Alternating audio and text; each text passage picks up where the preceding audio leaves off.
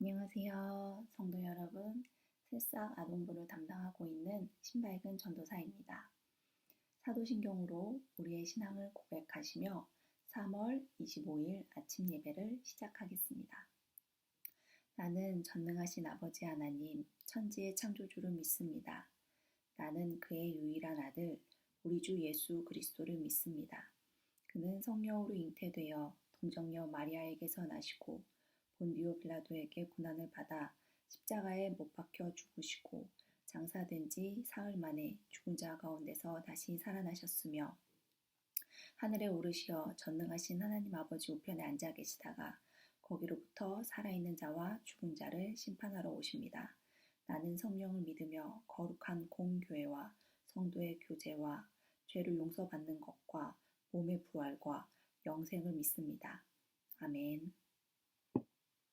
찬송가 435장, 통일찬송가 492장을 함께 부르시겠습니다.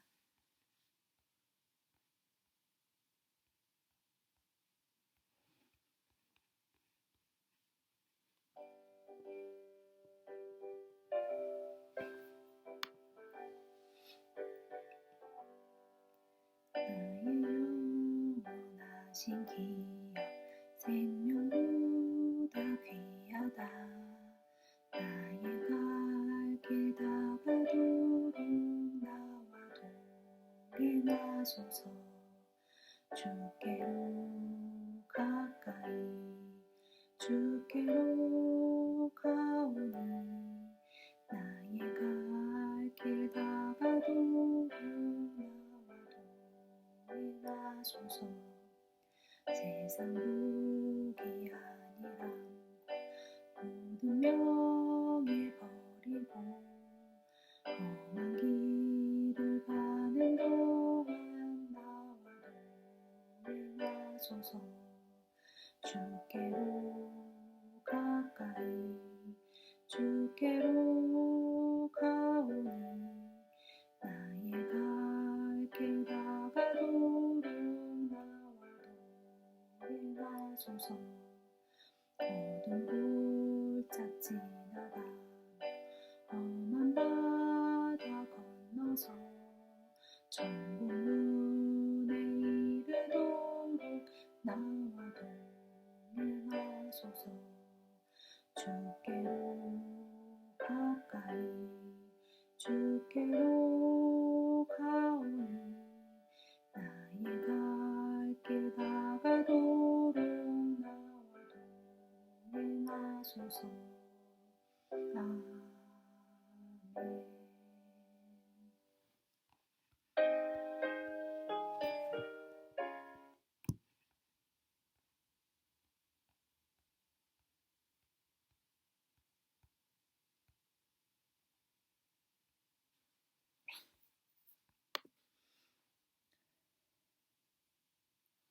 아멘.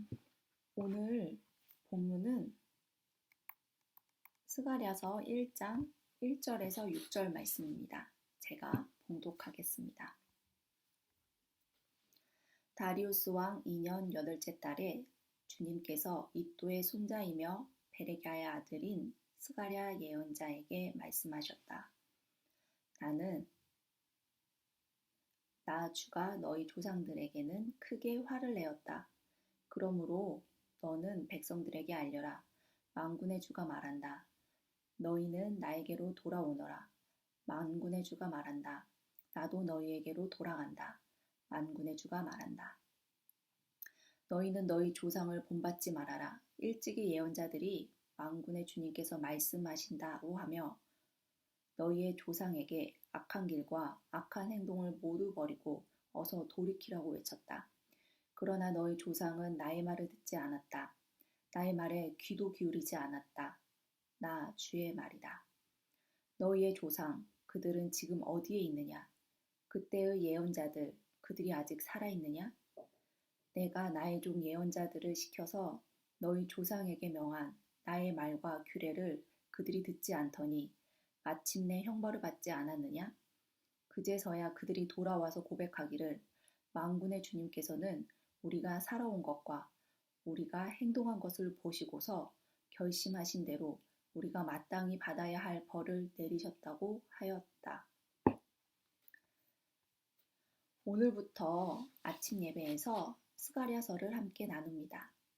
오늘 본문인 스가랴서 1장 1절에서 6절은 스가랴서 1장에서 6장의 서론으로서 이후에 8개의 환상이 이어집니다.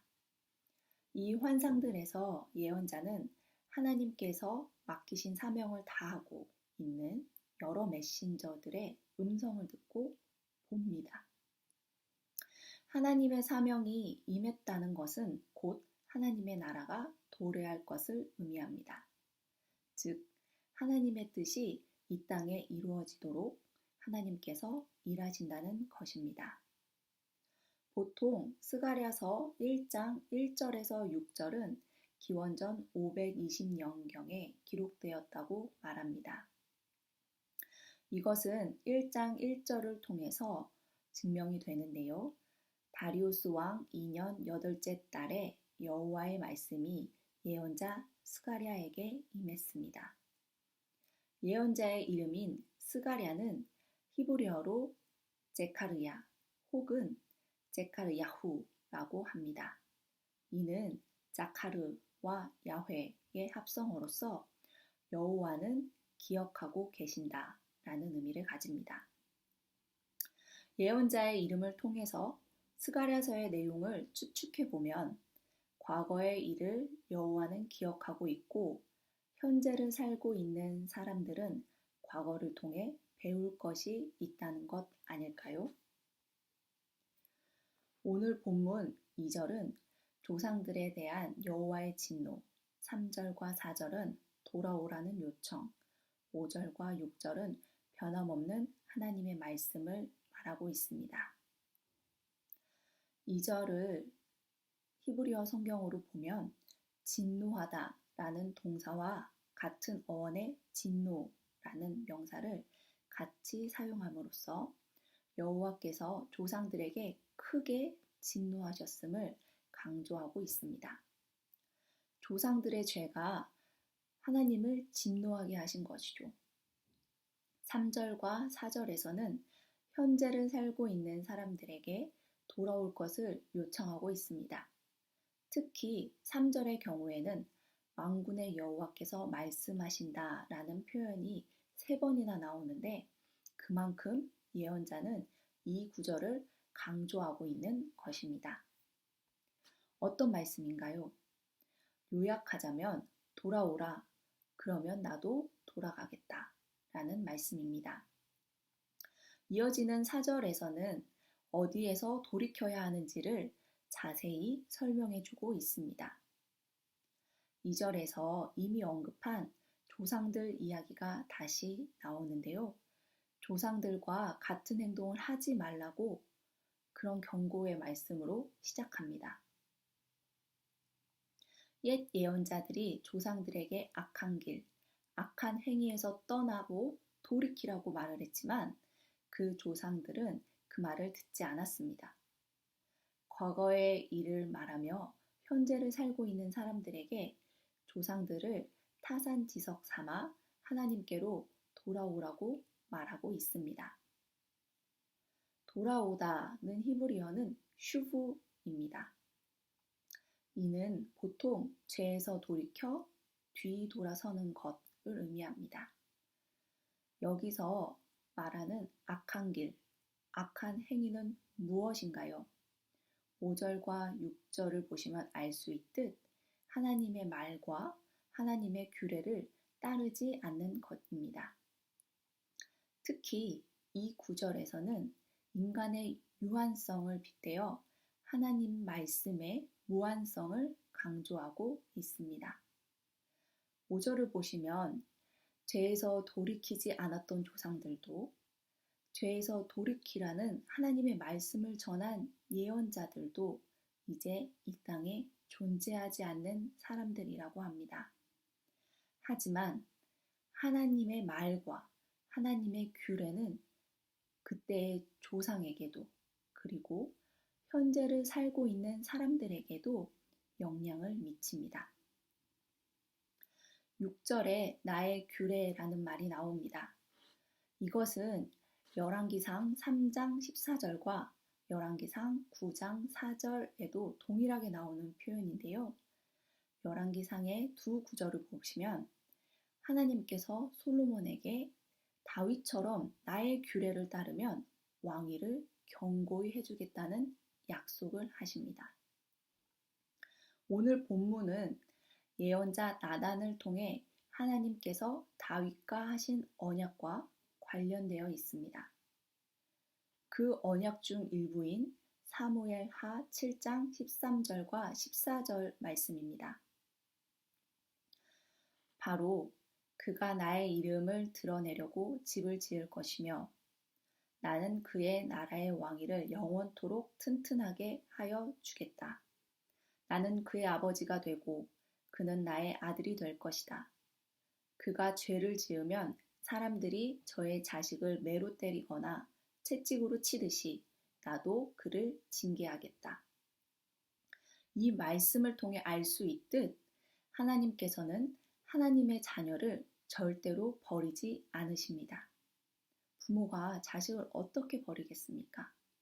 하지만 그들이 죄를 지으면 그 죄에 대한 대가를 치르게 함으로써 다시 하나님께로 돌아오게 합니다.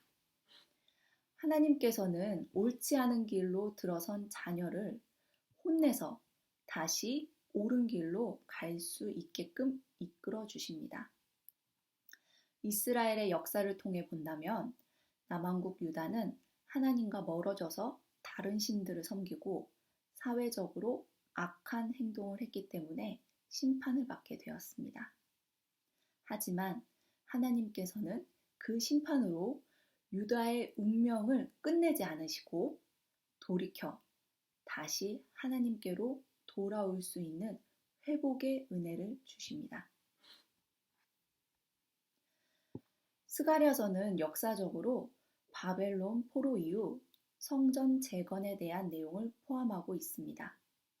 주전 587년에 유다는 바벨론에 의해 멸망하게 되었고 그로 인해 예루살렘에 있던 성전은 파괴되었습니다. 그 후 주전 538년 페르시아 왕 고레스의 칙령으로 성전을 재건할 수 있는 상황이 되어 유다 사람들이 예루살렘으로 돌아와 성전 재건 공사를 시작했죠. 하지만 생존의 염려와 정치적 어려움으로 인하여 일을 곧 중단하게 됩니다. 성전 재건이 중단된 상황에서 주전 520년경에 예언자 학개와 스가랴가 등장하여 성전 건축 공사를 다시 시작할 수 있도록 하였습니다. 오늘 본문 역시 예루살렘 성전 재건과 연관되어 있습니다. 특히 성전에 대한 관심은 하나님의 이름을 통해 잘 나타납니다. 보시면 아시겠지만 오늘 본문에서는 하나님을 만군의 여호와라고 칭하고 있습니다. 만군의 여호와는 히브리어로 야훼 ጼ바오트인데 오늘 본문에서는 3절에 3번, 4절과 6절에 각각 한 번씩 총 6번이 나옵니다. 야훼 ጼ바오트는 문맥에 따라 여러 가지 의미를 가지고 있는데요. 오늘 본문에서는 어떤 의미를 내포할까요?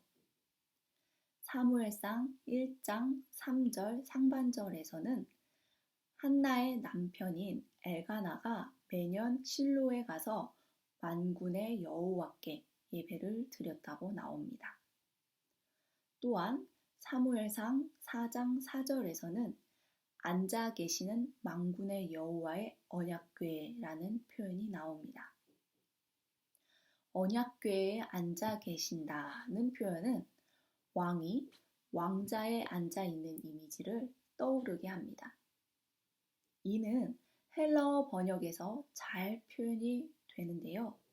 세 종류의 헬라어로 번역이 되는 야훼 제버우트는 오늘 본문의 경우 쿠리오스 파토크라토르로 번역이 되었습니다. 이것은 한국어로 온 통치자 주님입니다. 오늘 본문 말씀에 만군의 여호와는 거룩한 장소 혹은 하나님께서 계신 곳 그리고 하나님의 통치가 임하는 곳과 관련되어 있습니다. 물론 스가랴서에서는 예루살렘의 성전 재건을 염두하고 있지만 지금 우리는 이 말씀을 어떻게 이해하면 좋을까요? 예루살렘의 성전의 재건을 위해 유대인들과 힘을 모아야 하는 걸까요? 그보다 우리는 우리 자신이 하나님의 성전으로 세워지기 위해 노력해야 합니다. 고린도전서 3장 16절에서 17절 말씀입니다. 너희는 너희가 하나님의 성전인 것과 하나님의 성령이 너희 안에 계시는 것을 알지 못하느냐? 누구든지 하나님의 성전을 더럽히면 하나님이 그 사람을 멸하시리라. 하나님의 성전은 거룩하니 너희도 그러하니라. 지난 1월경으로 기억하는데요. 주일 말씀 선포 시간에 담임 목사님께서 교회 건물보다 그 구성원들 한 사람 한 사람이 교회로서 세워지는 것이 중요하다는 말씀을 하셨습니다. 우리 자신이 하나님의 성전이 되어 거룩하게 되어야 합니다. 그러면 하나님께서는 우리 가운데 자정하시고 우리를 다스려 주실 것입니다. 하나님의 통치가 임하는 곳에 하나님의 뜻이 이루어집니다. 우리가 하나님의 성전이 되기 위해서 우리는 하나님의 말씀에 귀를 기울이고 그 말씀을 따라 살아야 합니다. 만약 다른 길로 가고 있다면 그 길을 돌이켜 다시 하나님의 길로 돌아와야 합니다. 그러면 각 사람이 성전으로 세워지기 위해서는 어떤 삶을 살아야 할까요? 예레미야서 7장에서는 잘못된 성전 신앙에 대해 말하면서 5절부터 7절까지에서 성전다움이 무엇인지 자세히 설명해주고 있습니다. 성전이 성전답기 위해서는 모든 생활과 행실을 참으로 바르게 고치고 참으로 이웃끼리 서로 정직하게 살면서 나그네와 고아와 과부를 억압하지 않고 이곳에서 죄 없는 사람을 살해하지 않고 다른 신들을 섬겨 스스로 재앙을 불러들이지 않아야 합니다. 이 말씀을 통해 우리 자신이 성전이 되기 위해 어떻게 행해야 하는지 알 수 있습니다. 하나님과의 관계와 이웃과의 관계에서 우리 모두 하나님의 성전으로 잘 세워지시길 바랍니다. 다 같이 찬송가 435장 통일 찬송가 492장 1절을 함께 부르신 후 기도하시겠습니다.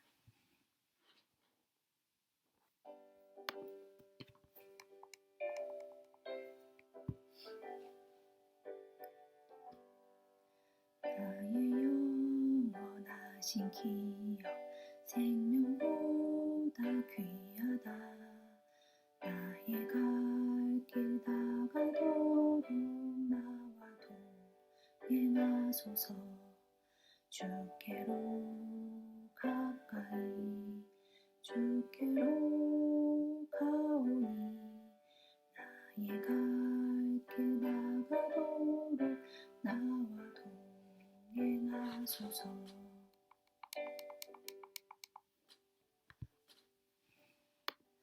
우리 자신이 하나님의 성전이 되길 원한다는 그런 기도를 함께 드리시면 좋겠습니다. 기도하시겠습니다.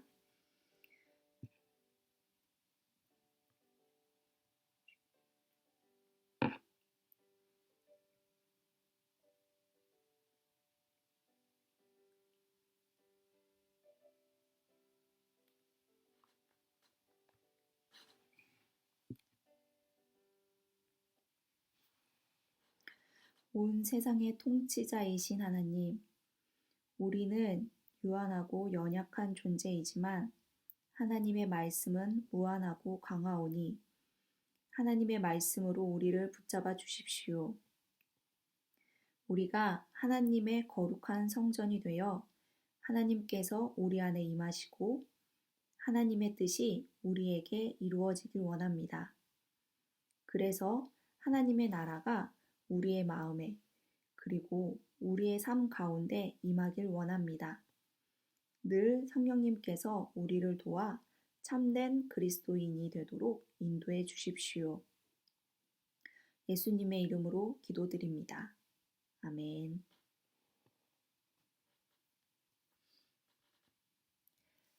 주기도문으로 예배를 마치시겠습니다. 하늘에 계신 우리 아버지, 아버지의 이름이 거룩하게 하시며 아버지의 나라가 오게 하시며 아버지의 뜻이 하늘에서와 같이 땅에서도 이루어지게 하소서. 오늘 우리에게 일용할 양식을 주시고 우리가 우리에게 잘못한 사람을 용서하여 준 것 같이 우리의 죄를 용서하여 주시고 우리가 시험에 들게 하지 마시고 악에서 구하소서. 나라와 권능과 영광이 영원히 아버지의 것입니다. 아멘. 오늘 하루도 좋은 하루 되시길 바라겠습니다. 감사합니다.